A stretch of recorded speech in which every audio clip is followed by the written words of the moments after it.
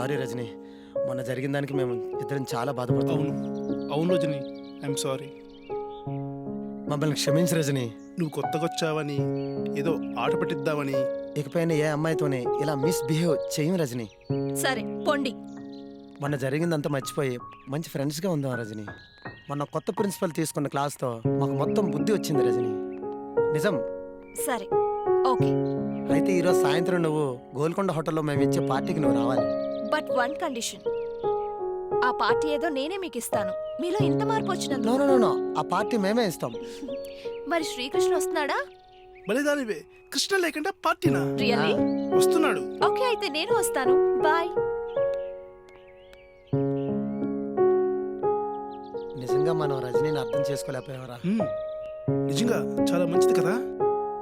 Dear students, ప్రియమైన స్నేహితులారా, ఈ రోజుకి ఒక ప్రత్యేకత ఉంది.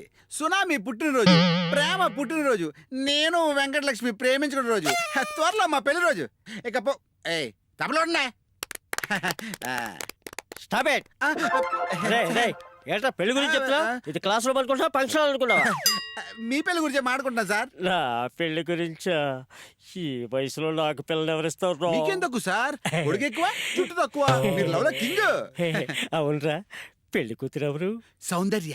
సౌందర్య పోయిందిగా. ఆ సౌందర్య కాదు, వింటానికి ఉంటది, బాణ పట్టు ఉంటది, ఎత్తు పట్టు ఉంటది, నలుపు ఉంటది. అబ్బా, దాని సంగతి ఎత్తగరా బాబు. పెళ్లి అంటేనే ఒలికి తెచ్చేలా ఉంది.